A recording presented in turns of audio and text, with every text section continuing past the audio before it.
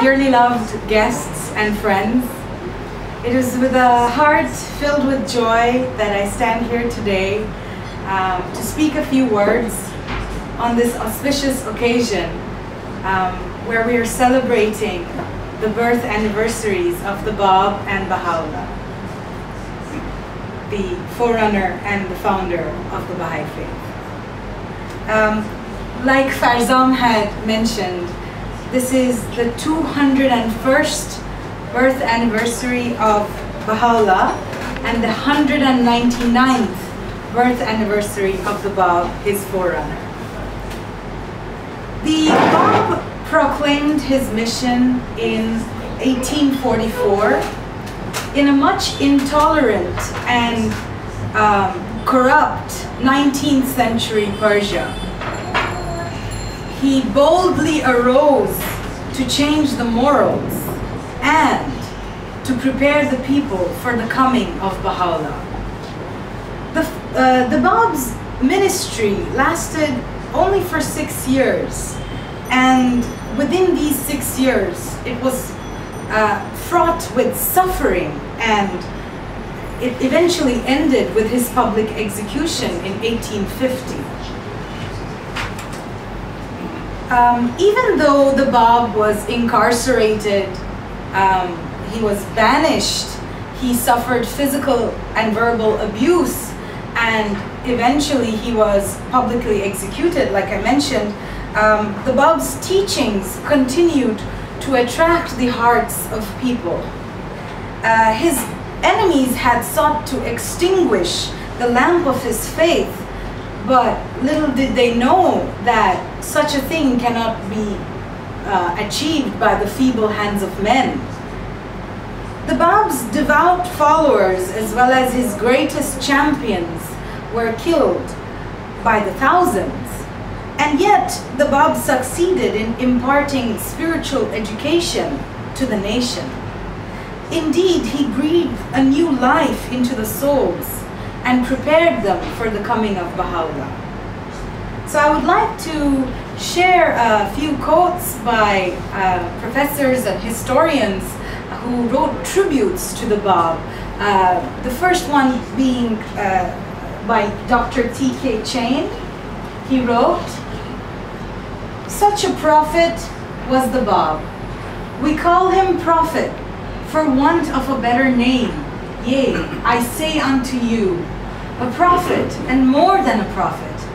His combination of mildness and power is so rare that we have to place him in a line with supernormal men. At great points in his career, such radiance of might and majesty streamed from his countenance that none could bear to look upon the effulgence of his glory and beauty. Unbelievers involuntarily bowed down on beholding his holiness." The next is by Professor Edward Brown of Cambridge. He wrote, "Who can fail to be attracted by the gentle spirit of Mirza Ali Muhammad?" That was the Bab's name.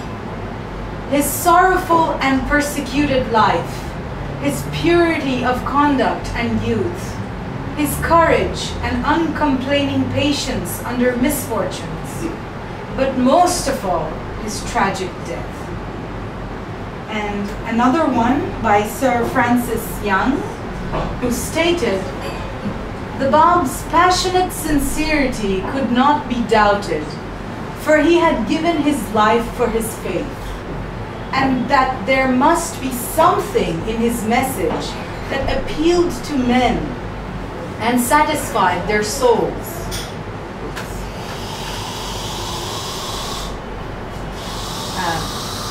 Was witnessed by the fact that thousands gave their lives in his cause and millions now follow him. If a young man could, in only 6 years of ministry, by the sincerity of his purpose and the attraction of his personality, so inspire rich and poor, cultured and illiterate alike, with belief in himself and his doctrines, that they would remain staunch though hunted down and without trial sentenced to death, sawn asunder, strangled, shot, blown from guns. His life must be one of these events in the last 100 years, which is really worth studying. So,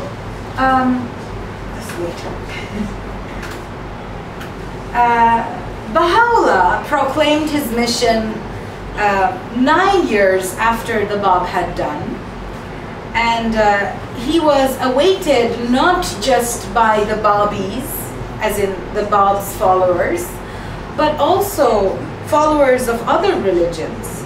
The coming of Baha'u'llah had been promised in their sacred scriptures, but when he did appear, as has always been the case with messengers of God, he was opposed and persecuted.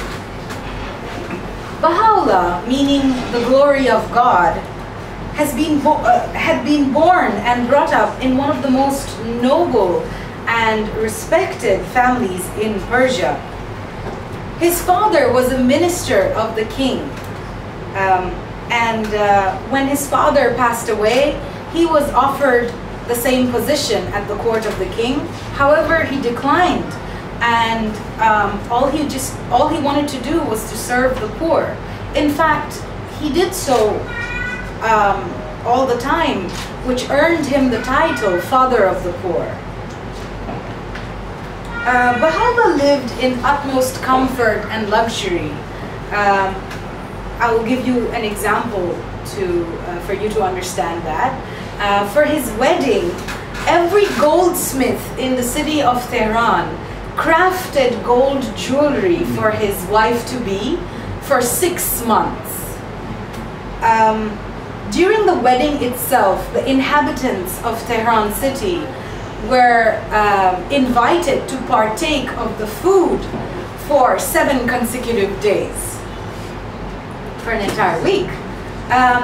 But from the day he started to tread the divine path, such opposition rose against him that within a single day, all his wealth had been taken away from him, and his family was left without a single morsel of food to eat. So, from living in luxury, they fell into destitution overnight. Baha'u'llah was thrown into the most notorious prison, known as the Black Pit. Being a dungeon, as in an underground prison, it was dark, it had no windows or outlets, it just had one entrance, a stairway that led into the ground. Under the ground, yes. It was a foul, fetid old cistern. Furthermore, a chain weighing 52 kilograms was put on his neck, and this chain left its mark until the rest of his life. Moreover, his feet were chained with 150 criminals, so that if one moved, everyone else kind of had to move. And it was under these circumstances that Baha'u'llah suffered in the Black Pit for 4 months. Later, Baha'u'llah was exiled out of his own country during the bitter cold of winter through storm and snow, and he had to tread mountainous paths with no sufficient clothing, along with his wife and small children. I will not continue with history, but just to give you an idea, he was exiled to 3 continents, and he was imprisoned for a total of 40 years. Despite the fact that 2 powerful monarchs, that of Persia and the Ottoman Empire, joined hands to put the love of Baha'u'llah, to put out the love of Baha'u'llah from the hearts of people and wipe away the community of his followers, his message spread far and wide. Presently, we see humanity sorely distressed.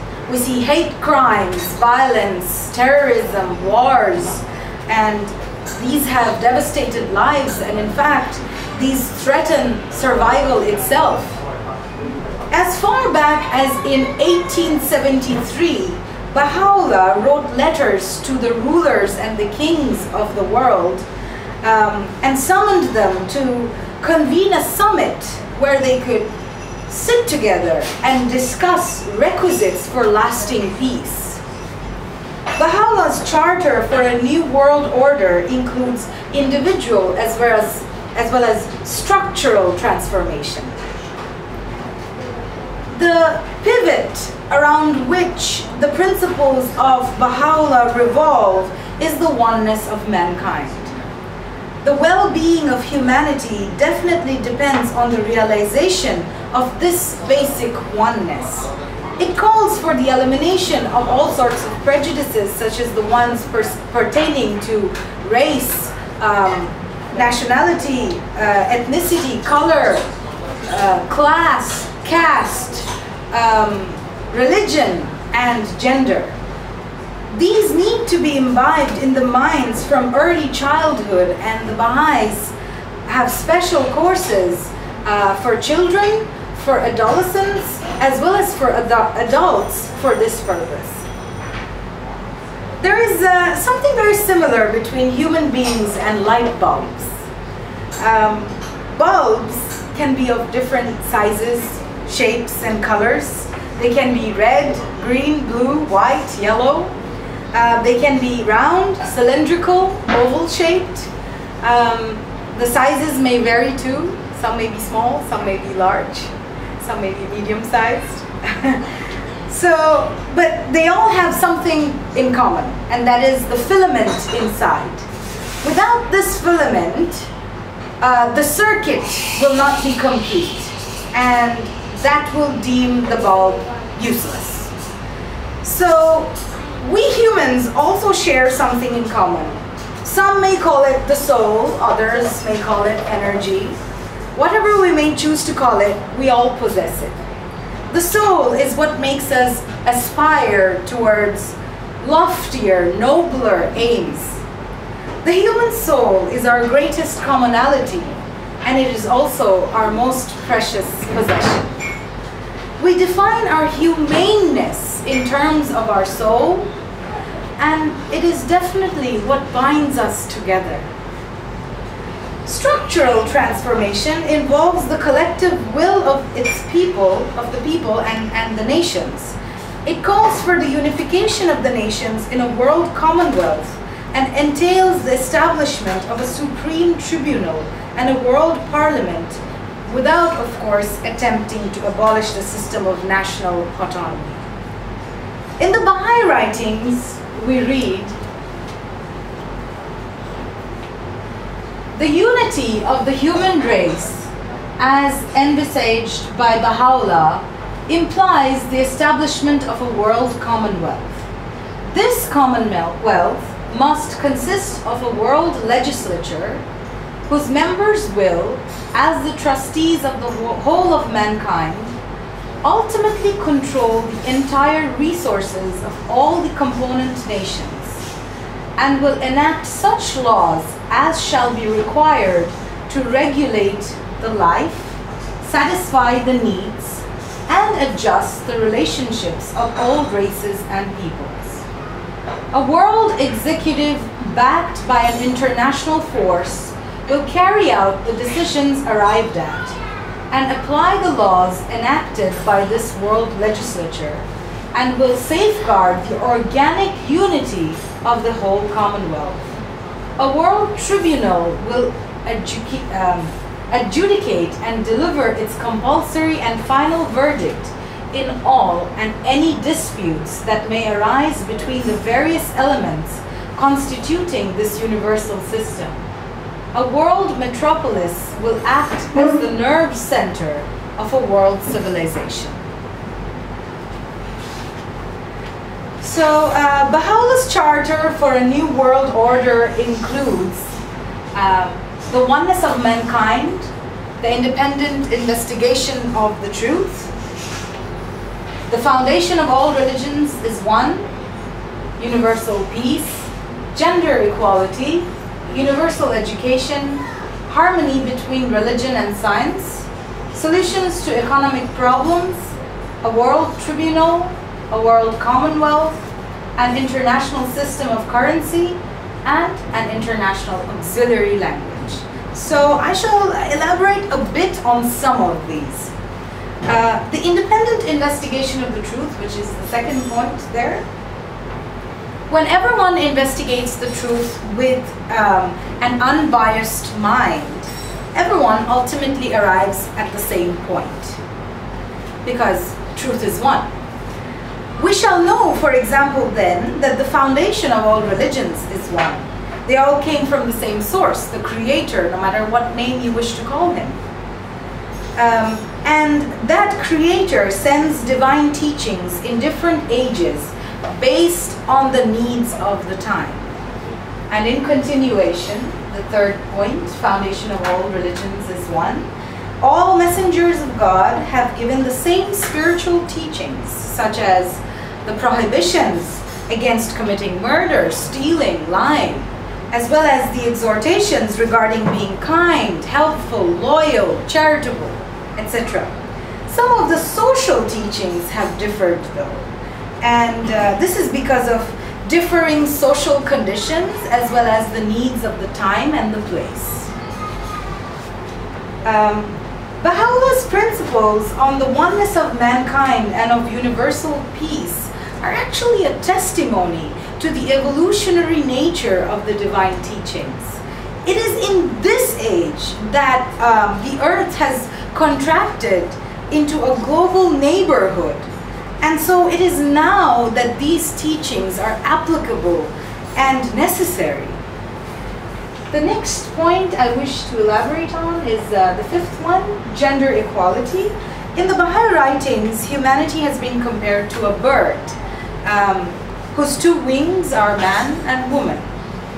And just as a bird needs two equally strong wings to fly, so does it take both man and woman's wholesome functioning, equal wholesome functioning for humanity to soar into the highest peaks of advancement. Half of humanity's potential, women, have been left untapped so far. And when the progress of one half is hampered, the progress of the whole is also hampered. In the Baha'i writings, we read,